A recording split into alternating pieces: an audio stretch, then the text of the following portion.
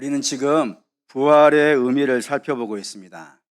첫째 주일에는 부활은 예수님이 하나님 되신 증거다라고 여러분에게 말씀을 드렸고, 둘째 주일에는 부활은 사상이나 신화나 전설이 아니라 역사적 사실이고, 그 역사적 사실이기 때문에 그 부활을 경험한 자들마다요 변화되어지고 새로워졌다는 사실을 말씀을 드렸습니다. 오늘은 이 부활에 있어서 가장 중요한 핵심적인 걸 말씀드리려고 하는데, 그 핵심이 무엇이냐면 죄사함입니다. 즉 부활은 우리의 모든 죄가 사해졌다라고 하는 하나님의 선포라 이겁니다. 무슨 근거로 그런 말씀을 하는가라고 하면은, 이 부활에 대한 개념은 신약에 와서 뜬금없이 등장한 것이 아니기 때문입니다. 이미 구약에 제사의 형식으로 이 부활이 이런 식으로 나타난다는 사실을 성경이 설명해 왔다 이겁니다. 다시 말해 구약에 이미 부활의 예표와 상징들이 풍성하게 있고, 그 풍성한 예표와 상징들이 무엇 속에 등장하냐면 제사라고 하는 방식으로 등장한다 이거예요. 그렇기 때문에 우리는 구약에 나오는 제사를 의미 없어 하시면 안 됩니다. 우리가 그 제사를 드리지는 않습니다. 하지만 그 제사 안에 담겨져 있는 내용들은 기억하셔야 되는데, 이 악한 사단이 한 역사 중에 하나가 뭐냐면은 구약의 제사들이 담겨져 있는 책이 어디예요? 레위기잖아요. 근데 그 레위기를 되게 재미없게 만들어 놨어요. 아니 재미없게 느껴. 그냥 이유는 몰라. 그냥 재미없어. 그래가지고 잘 안 읽고 출애굽기에서 점프해가지고 민수기로 갔다가 민수기도 조금 지나가다가 점프해가지고 여호수아로 가는 일들이 우리에게 종종 있다 이겁니다. 여러분들을 책망하려고 그러는 것이 아니라 일반적으로 그렇게 한다 이거예요. 그러니 우리가 레위기를 가벼이 보지 마시고, 물론 가이드는 좀 필요합니다. 그 가이드를 따라서 레위기는 좀 읽으실 필요가 있다 이겁니다. 그때 드리는 제사, 죄사함과 관련된 가장 중요한 제사는 우리 달력으로 10월 7일에 드려지는 대속죄일 제사입니다. 이 제사가 굉장히 중요한데, 이 제사를 드리는 이유가 있어요. 그 이유는 이스라엘이 사는 지역이 애굽이 아닙니다. 이스라엘이 사는 지역은 광야도 아닙니다. 하나님 이스라엘이 종되어 사는 것도 원하지 아니하시고 광야에 사는 것도 원치 아니하시고, 하나님은 이스라엘이 어디에 살기를 원하세요? 젖과 꿀이 흐르는 가나안에 살기를 원하세요. 문제는 그 가나안에는 수많은 적들이 넘쳐나는 곳이라 이겁니다. 예를 들어 남쪽으로는 누가 있고, 애굽이라고 하는 피라밋을 짓는 나라가 있고, 그리고 동쪽으로는 어마어마한 나라들이 줄이어 일어나요. 아수르라든가 바벨론이라든가 페르시아라든가 한때 대제국을 건설하였던 그런 나라들이 줄지어 일어나는 것이 동방이에요. 그래서 이 이스라엘 사람들은 동방하면 되게 겁을 내요. 북쪽으로는 아람이라는 나라가 있고, 또 페니키아라고 하는, 역사를 아신다면 페니키아라는 나라, 성경에는 두로와 시돈 이렇게 등장하는데 그런 나라들도 있어요. 그러니까 북쪽으로도 어려워요. 서쪽으로는 가능성이 좀 있을까요? 서쪽에도 가능성이 없어요. 왜냐하면 서쪽에는 뭐가 있으니까? 지중해가 있다 이거예요. 도망갈 데가 없어. 마치 섬 같아. 강한 나라와 강한 존재 사이에 끼어가지고 섬 같은 삶을 살아가야 되는 것이 이스라엘인데, 그러니 그 가나안 땅에서는 이스라엘은 절대로 자기 힘을 의지해서 살아갈 수는요 없어요. 그들보다 훨씬 강한 나라들이 넘쳐나는 곳이 좋은 땅. 아니 좋은 땅에 강한 자가 왜 없겠어요? 좋은 땅일수록 강한 자가 있고 힘센 자들이 넘쳐나지 않겠습니까? 그런 곳에 살아야 되는데 자기 힘으로는 도저히 살 수 없고 반드시 누구의 도움을 받아야 돼요. 하나님의 도움을 받아야 돼요. 그런데 여기에 문제가 있는 거예요. 내 힘을 의지해 살 수 없고 항상 하나님의 도움을 받아야 되는데 하나님의 도움을 받을 수가 없는 상태란 말이에요. 뭘 보면 아느냐? 출애굽기 19장 보시죠. 읽겠습니다. 준비하게 하여 셋째 날을 기다리게 하라. 이는 셋째 날에 나 여호와가 온 백성의 목전에서 시온산에 가시니 너는 백성을 위하여 주위의 경계를 정하고 이르기를 너희는 삼가 산에 오르거나 그 경계를 침범하지 말지니 산을 침범하는 자는 반드시 죽임을 당할 것이라 했어요. 주께서 신의 산에 임재하신다 이거예요. 그런데 임재하는데 백성들은 어떻게 하라고요? 오지 말라고. 내가 경거해 놓은 그 자리에 들어오지 말라고. 들어오면 어떻게 되니까? 죽는다 이거. 왜요? 죄인된 자로서는 하나님을 만날 수가 없어요. 도움은 고사하고 도와달라고 와서 부탁하는 것은 고사하고 하나님이 지어놓은 에리어 그 영역 안에 들어갈 수가 없어요. 마치 이런 식이에요. 빛과 어둠은 같이 있을 수 없잖아요. 빛된 하나님이 죄인된 어둠하고는 같이 있을 수 없어요. 빛의 속성은 뭐니까? 어둠을 깨버리는 거니까. 어둠을 몰아내는 것이니까 빛과 어둠은 같이 공존할 수 없는 그런 상태에 있다 이겁니다. 그러니 하나님의 도움은 받아야겠는데 하나님의 도움을 받을 수 없는 상태, 그게 이스라엘의 모습이고, 그를 하나님께서 불쌍히 여기셔가지고 하나님이 당신하고 만날 수 있는 자리를 만들어 주신 거예요. 그 자리가 무엇이냐면 바로 그게 제사의 형식으로 등장하는 겁니다. 그 제사 가운데에서 하나님이 이스라엘을 만나게 되어 주셨어요. 그리고 그 제사 중에 가장 중요한 제사가 대속제일이라고요. 그러면 그 대속제일을 어떻게 제사를 드리는지 한번 우리가 살펴볼 필요가 있습니다. 그래서 레위기가 중요한 거예요. 그 레위기 이렇게 등장해요. 그 제사를 누가 하겠습니까? 대속제일 제사를 드리는 사람이 누굴까요? 대제사장. 다른 자는 아무도 못합니다. 백성은 말할 것도 없고 다른 제사장들도 못합니다. 못하는 이유가 있어요. 그걸 앞으로 좀 말씀을 드릴게요. 일단 대제사장의 모습을 좀 보여드리겠습니다. 색깔만 보시면 됩니다. 색깔 보이시죠? 어떻게 보여요? 멋있어 보이고 화려해 보이지 않습니까? 이게 얼마나 화려한지를 지금 잠깐 말씀을 드릴게요. 가슴에 12개의 보석이 달려있고 어깨에 6개 이렇게 총 12개의 보석이 달려있어요. 총 24개의 보석이에요. 근데 그 보석이 한 돈, 두 돈 이렇게 따질 수 있는 게 아닙니다. 거의 이만해요. 하나당. 그게 어떤 보석이냐? 뭐 다이아몬드, 뭐 루비, 사파이어, 우리 집에 없는 것들이에요. 여러분 구경 못했겠지. 이따 말하면 있겠어요?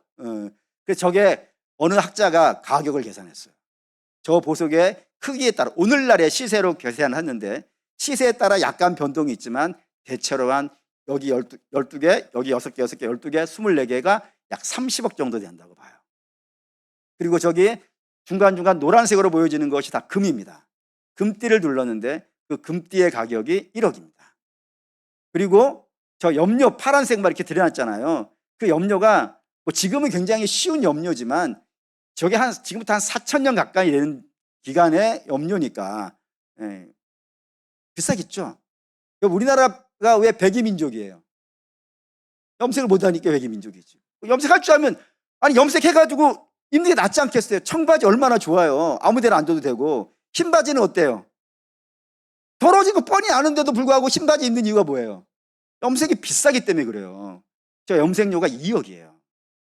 그러니 저 옷만 따져도 약 33억에 35억 정도 되어지는 그런 옷이에요.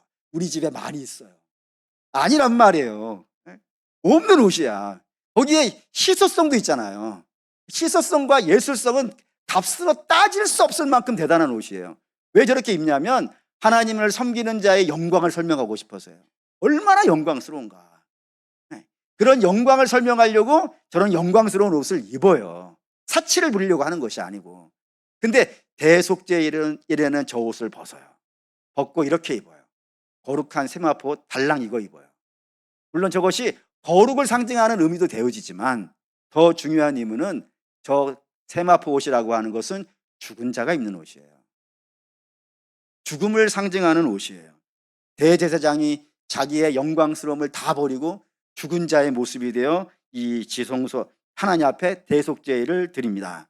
어디 가서 드리냐면 왜 홀로 드릴 수밖에 없냐면은 밖에서 번제단에서 하는 게 아니라 번제단에서 하는 거라면 백성들도 들어올 수 있고 제사장도 와서 할 수 있겠지만 저것은 오로지 어디에 들어가서만 하냐면은 지성소라고 하는 곳에 들어가요.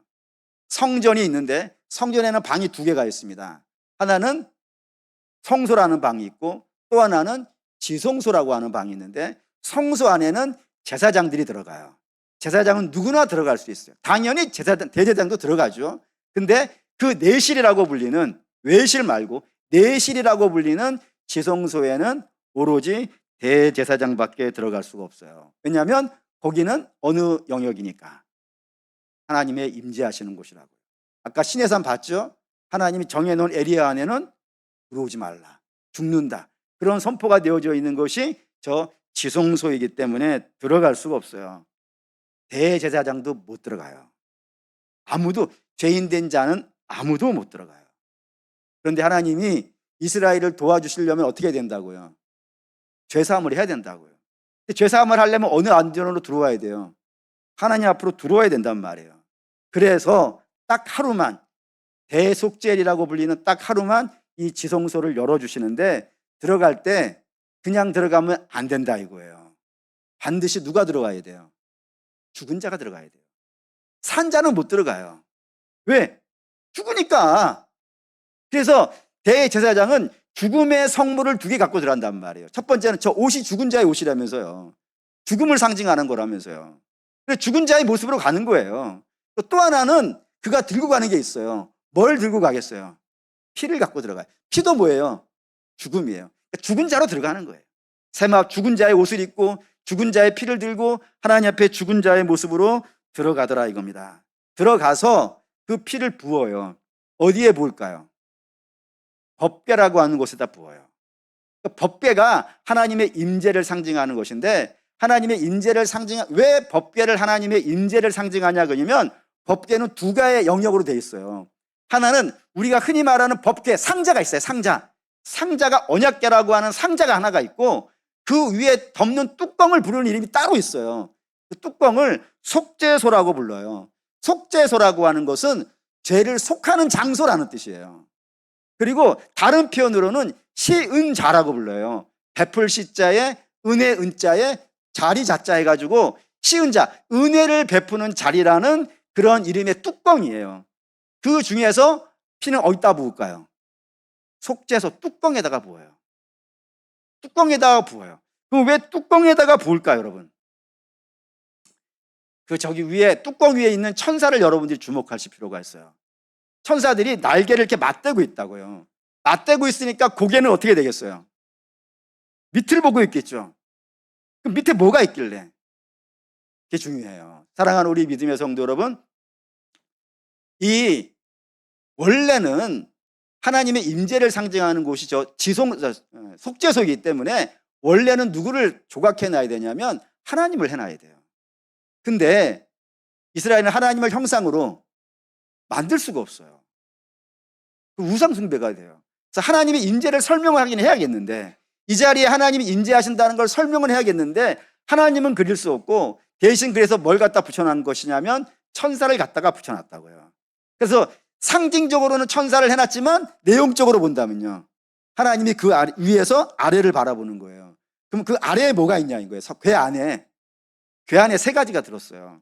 첫째는 두돌판, 10계명이 되어져 있는 두돌판, 그리고 만나 항아리, 그리고 3번째는 아론의 쌍난 지팡이가 있어요.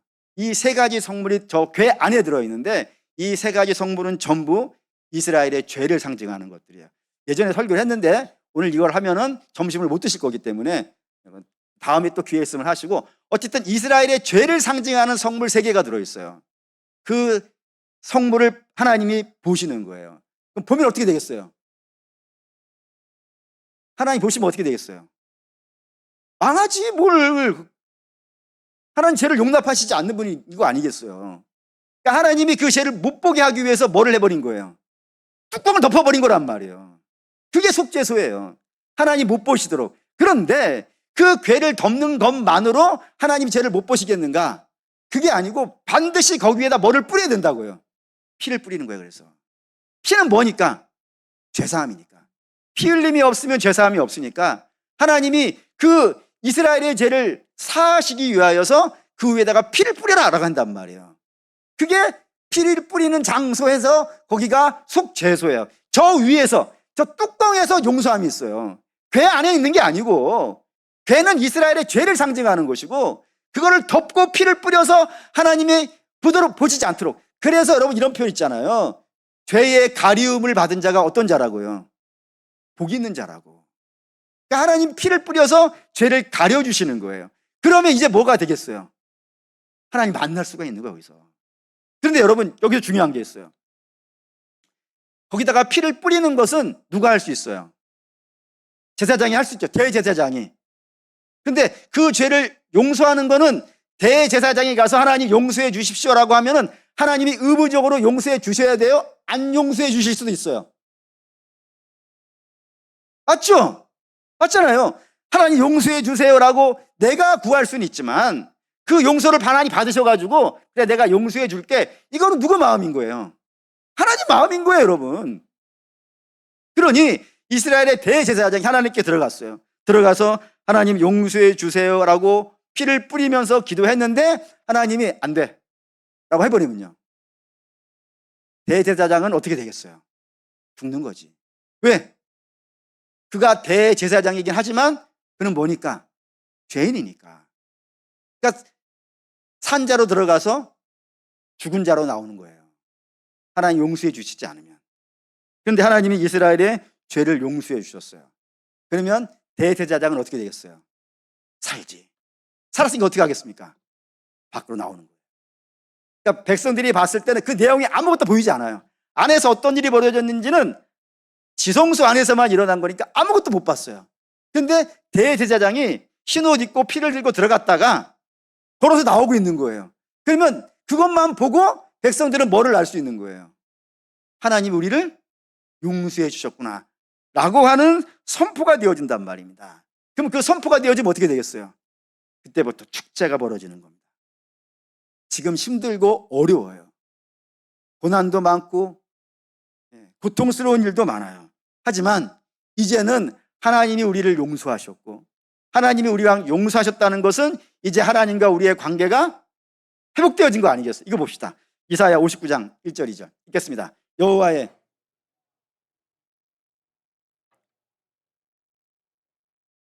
오직 너희의 죄악이 너희와 너희 하나님 사이를 갈라놓았고 너희 죄가 그의 얼굴을 가리어서 너희에게서 듣지 않으시게 함이라고요. 이스라엘의 비극은 여기에 있는 거잖아요. 죄가 하나님과 백성을 갈라놓았다. 갈라놓아서 하나님의 손이 짧아서 너희를 도와주지 못하는 것이 아니고 죄가 너희와 하나님 사이를 갈라놓았기 때문에 문제가 된 걸 아니겠어요. 그런데 이제 그 죄가 용서함 받았다고요. 용서함 받았으니까 하나님과 우리 사이 갈라졌던 관계가 어떻게 되겠어요? 회복된 거 아니겠어요? 회복되어졌으니까 이제 함께 있을 수가 있는 거 아닙니까? 함께 있으면 사랑하는 여러분 무슨 걱정이냔 말이에요. 여호와는 나의 목자시니 내게 부족함이 없으리로다. 그가 나를 푸른 초장과 쉴만한 물가에 인도하신다고요. 하나님이 목자 되시니 무슨 염려가 있겠는가? 그러니 그 안에서 기쁨이 일어난단 말입니다. 그래서 이스라엘은 1년 중에 이날이 제일 중요해요. 그래서 모든 백성들이 그 성전 앞에 모여 있어요. 제사장이고 뭐 왕이고 장군이고 대신이고 일반 백성들이 다 모여서 대제사장이 흰옷 입고 피를 들고 들어갈 때 막 안절부절하지. 하나님께서 우리의 죄를 용서해 주셔야 되는데 용서해 주시지 않으면 어찌 하는가? 대제사장이 죽어나면 어떡하는가? 그런 염려와 걱정이 있을 때에 대제사장이 살아서 문을 열고 나오는 거예요. 기쁘겠어요? 안 기쁘겠어요? 기뻐 너무 좋지. 너무 좋아요. 너무 좋아서 그때에 잔치가 벌어지는데 그 잔치 중에 유명한 잔치가 결혼식을 대체로 이때 한대요. 가장 좋은 날이니까. 이 가장 좋은 날에 1년째 대사를 시행하고 막 축제를 벌리는 그런 일이 벌어지는 것이 대속죄일의 일상입니다. 이제 여러분 여기서 물으셔야 돼요. 그런 게 대속죄. 오케이. 네, 알겠어. 근데 그것이 예수님의 부활과 무슨 상관이 있겠는가 하고 물으셔야 되는데 그거에 대해서 히브리서 9장에 이렇게 써놨습니다. 읽겠습니다. 오직 대제사장이 홀로 1년에 한 번 들어가되 자기와 백성의 허물을 위하여 드리는 피 없이는 아니하나니 성령이 이로써 보이신 것은 첫 장막이 서 있을 동안에는 성전에 들어가는 길이 아직 나타나지 아니한 것이라. 이 뭔 말이냐면 대속죄일에 일어나는 일을 설명을 하고 있는 겁니다. 대제사장이 홀로라는 말이 매우 중요해요. 홀로 그 지성소 안에 들어가서 제사를 드리는 대속죄일이 있는데 그 대속죄일을 9절 이렇게 되어 있어요. 10절 읽겠습니다. 9절 이 장막은 현재까지의 비운이 이에 따라 드리는 예물과 제사는 섬기는 자를 그 양심상 온전하게 할 수 없나니라고요. 대제사장이 구약에 했던 거를 신약의 기록자가 뭐라 그랬냐면 그거 비유야. 그거는 실상이 아니고 그건 비유야. 대속제를 드리는 그 제사는 비유이고 실상은 아니야. 그러면 실상이 우리가 이제 궁금해야 되지 않겠어요? 실상을 확인합시다. 히브리서 4장 14절 15절 읽겠습니다. 그러므로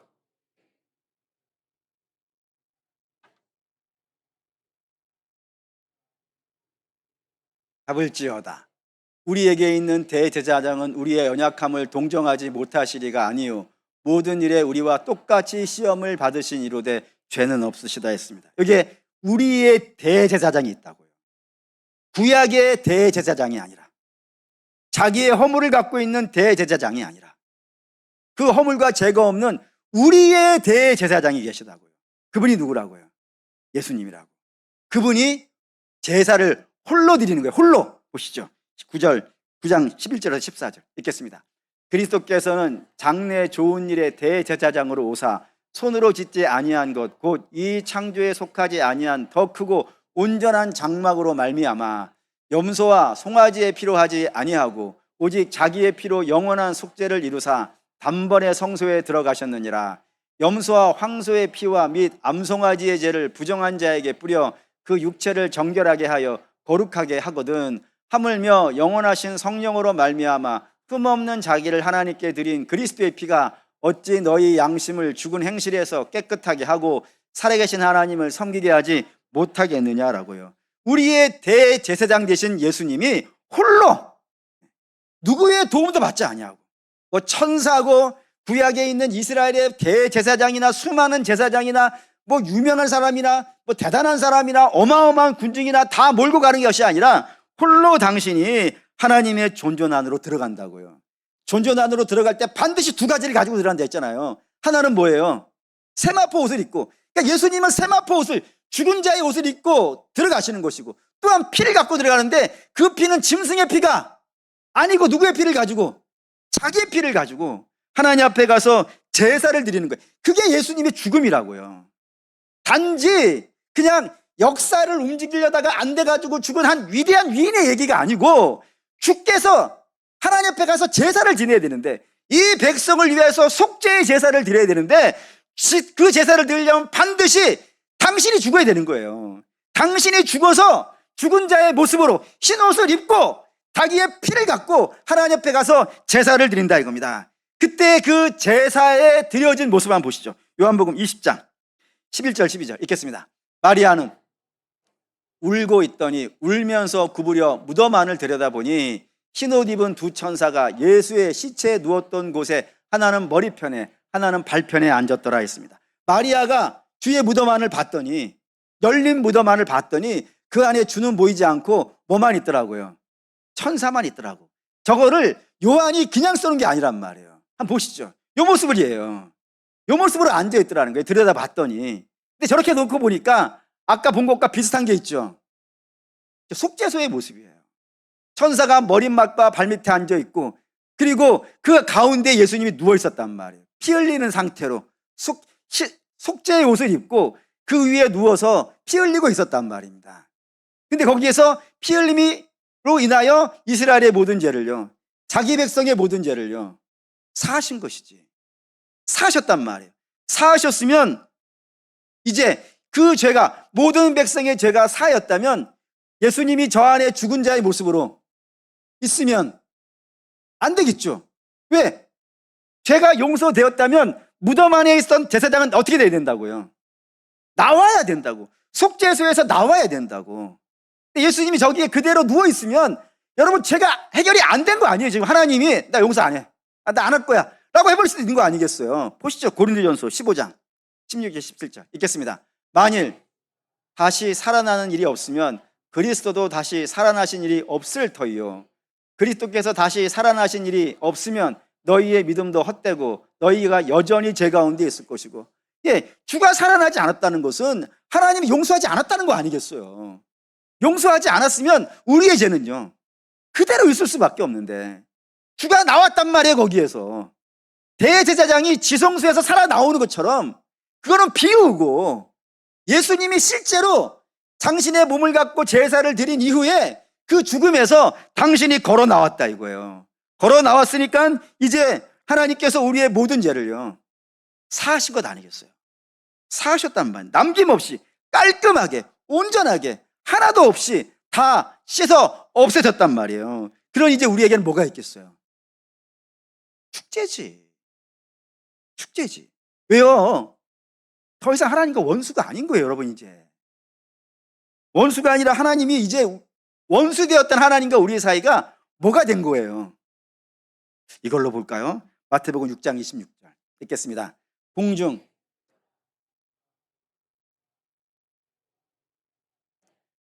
너희 하늘 아버지께서 기르시나니 너희는 이것들보다 귀하지 아니하냐. 여기 여러분이 줄을 긋고 싶어요. 어디에다가 줄을 그으면 좋을까요? 1번 심지도 않고 거두지도 않고 창고에 모아들이지 않아도 되는 그런 인생에다가 줄을 그시겠습니까? 아니면 너희 하늘 아버지에다가 줄을 그시겠습니까? 제가 늘 비유로 드리는 거 있죠. 엄마가 소중해? 아니면 엄마 손에 있는 사탕이 중요해? 이 간단한 비유가 어렵습니까, 여러분? 무엇이 더 중요합니까? 엄마 여러분, 내 자식이 사탕 보기를 원합니까? 엄마는 보기를 원합니까? 왜? 엄마는 사탕을 줬다 뺏었다는 분 아니에요. 네? 엄마는 또 뭐 할 수 있어요? 저녁에 밥도 먹여줄 수 있고, 네? 뷔페도 데리고 갈 수 있고 있다가, 물론 아빠도 할 수 있어요. 휴대폰도 사줄 수 있고요. 학교도 보내줄 수 있잖아요. 그러니 엄마가 당연히 중요하지. 마찬가지예요. 너희는 이제 공중의 새 정도가 아니야. 하나님과의 너희의 관계가, 아니 공중의 새와 우리하고 피조물로서 다른 게 뭐가 있겠어요? 근데 공중의 새는 하나님께 피조물에 지나지 않는 거예요. 근데 이제 너희에게는 하나님이, 그것도 원수되었던 하나님이 이제는 너희의 아버지야. 아버지가 생겼는데, 엄마가 생겼는데 이게 뭐가 겁나고 뭐가 두렵고 뭐 때문에 욕심 부리고 뭐 때문에 악다구니 하며 살아. 그럴 필요 없다는 거 아니겠어요? 그런 존재가 된 것, 이게 뭔가 생겼다는 게 중요한 게 아니라 그런 아버지가 내게 생겼다는 것, 그게 죄사함의 축제예요, 여러분. 뿐만 아니라 천국은 말할 것도 없죠. 사랑하는 여러분, 천국은 누가 가는 거예요? 이렇게 얘기할까요? 여러분의 자녀가 있어요. 자녀가 누릴 수 있는 최고의 권세 중에 하나가 뭐냐면은 집에 가는 거 아니에요. 남이 여러분 집에 들어가려면 어떻게 하겠어요? 째려봐야지. 너 왜 들어오냐, 너. 얼른 나가라 그래야 되는 거 아니에요. 자녀는요, 안 들어오면 맞아야 되는 거 아니에요. 쫓아가서 잡아서 집어넣어야 되는 거 아니에요. 여러분의 집 자녀는 못 와요? 아니, 여러분, 우리 그리스도인에게는 천국은 사실 목표일 수 없어요. 집 가는 게 목표인 자식이 어디 있어요, 여러분? 그건 하나님의 자녀된 자의 특권이지. 그러니까 천국은 가. 구원 받았기 때문에 가요. 그런데 그보다 더 중요한 게 있어요. 로마서 8장 4절 읽겠습니다. 육신을 따르지 않고 그 영을 따라 행하는 우리에게 율법의 요구가 이루어지게 하려 하십니다. 율법은 누구에게 준 것이냐면 구약 이스라엘에게 줬어요. 그렇게 살라고, 어디 가서 가나안에서 세상 사람들과 달리 영광스러운 삶을 살라고. 그런데 저들은 율법을 줬지만 그 율법의 요구를 이루어요? 못 이루어요? 못 이루어. 왜? 죄인이니까. 죄인은 하나님이 함께하지 못하니까. 그런 저들은 율법의 줘도 율법의 요구를 이루지 못하여서 결국엔 망하는 인생이 되었다고요. 그런데 너희는 이제 할 수 있다고. 왜죠? 죄사함 받았으니까. 죄사함 받은 자의 가장 중요한 특징은 뭐예요? 내가 너희와 항상 함께 있다 하셨으니까. 하나님이 나와 항상 함께 있게 되어졌으니, 사랑하는 여러분, 그러니 그 안에서 거룩한 삶을 시작할 수 있어요. 물론 그것이 처음부터 완벽하다는 것은 아닙니다. 하지만 그리스도의 장성한 분량까지 성장할 수 있으니까, 그리스도와 함께 있으니까, 죄사함 받고 그리스도와 함께 있게 되어졌으니까 그리스도의 장성한 분량까지 성장하는데, 그리스도의 장성한 분량은 뭐겠어요, 여러분? 그리스도만큼 율법에 의해 완벽하신 분이 어디 있겠어요? 그러니 그렇게 자라가는 거예요. 또 하나만 볼까요? 제가 좋아하는 게 요한계시록 13장과 14장인데, 13장에는 바다에서 올라오는 짐승과 땅에서 올라오는 짐승이 있어요. 그리고 이 두 짐승이 뭐를 하냐면 백성들을 다 불러다 놓고 자기에게 경배하지 않는 자들은 감옥에 가두고 죽이고 해가지고 결국에 그 많은 백성들에게 666이라고 하는 짐승의 표를 받게 해서 한 세력을 만들었어요. 14장에는 누가 등장하냐면 시온산이 나와요. 시온산이라고 하는, 시온이라는 단어가 건조한 땅이라는 거예요. 좋은 땅은 아니에요. 부유한 땅이 아니에요. 근데 그 건조한 땅 위에 어린 양이 있어요. 어린 양은 누구겠어요? 예수 그리스도. 그리고 그 옆에는, 그 뒤에는 누가 있어요? 흰옷 입은 무리들이 있어요. 대단한 옷이 아니에요. 그러니까 어린 양이에요. 바다에서 올라온 짐승이에요. 무시무시한 거예요. 그 앞에 어린 양은요, 볼품 없잖아요. 반면에 그 바다에서 올라온 짐승과 땅에서 올라온 짐승에 의해서 경배하는 자는 뭐를 갖고 있다고요? 재물을 갖고 있다고 했어요. 666이라고 하는 그 세력 속에서 재물을 갖고, 경배하지 아니하면 거래를 못하게 한다 그랬으니까 재물을 가지고 있어요. 반면에 흰옷 입은 무리라고 했어요. 근데 뭐를 갖고 있겠어요? 건조한 땅에 아무것도 없는 것 같은 거예요. 이 둘이 붙었단 말이에요.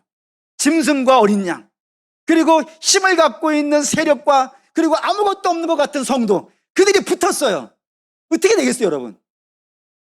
날마다 지는 것 같은 거야. 날마다 쫓겨나는 것 같은 거예요.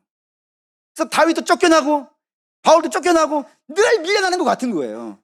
그런데 늘 밀려날 것 같은 그 성도들이 결국에는 어떻게 된다고요? 이긴다고. 어떻게 해서요? 그 흰옷 입은 무리에게 무슨 힘이 있어서요? 그들에게 힘이 없지. 그들에게 힘이 있다면 누구에 있는 거예요? 어린 양에게 있는 거예요. 근데 어린 양은 사람의 눈으로 봤을 때는 볼품없는 어린 양이지만 그분이 사자인 거예요, 여러분. 유다의 사자인 거예요. 그분이 왕인 거예요. 그분에게는 건조한 땅에 있든 기름진 땅에 있든 아무도 문제가 안 돼요. 왜? 창조주니까. 그분이 우리의 뭐라고요? 목자이시고 아버지이시고 왕이니 너희에게 무슨 염려가 있느냐? 반드시 이긴다. 그러니 너희는 어렵고 힘들다 하더라도 뭐가 가능하겠어요? 인내가 되는 거야, 인내가. 그러니까 성도는 믿음을 뭘로 증명하는 거예요? 인내로 하는 거예요, 인내로. 왜? 하나님이 우리 이기게 하시니까. 우리는 그 하나님만 바라보고 믿음으로 쫓아가는 거예요. 그럼 주가 모든 것들을 이겨내가시는 그런 역사가 만들어질 수 있는 것이 뭐라고요? 죄사함의 결과니 이 얼마나 대단한 영광이고 축제냐 이겁니다. 그리고 사랑하는 여러분, 오해는 말하셨으면 좋겠어요. 죄사함, 부활이 죄사함이고 죄사함을 통해서 우리가 영광스럽게 되어진다고 하니 세상에서 잘되게 하는 것이 부활인가, 이렇게 연결시키지는 말아주세요. 부활이라고 하는 것은 죄사함이라 그랬어요. 죄사함의 선포라고. 다시 말해서 죄사함으로 말미암아 원수되었던 하나님과 우리의 사이가 화목하게 되었다는 걸 얘기하고 싶다는 말입니다. 그리고 화목을, 하나님과 우리의 사이가 화목되었다는 걸 한 단어로 여러분이 알고 있잖아요. 그게 뭐예요? 샬롬. 성경이 여러분에게 샬롬 하냐? 라고 물어보는 것은, 주가 여러분에게 평강하냐? 라고 물어보는 것은 이제 하나님과 우리가 어떻게 됐다고요?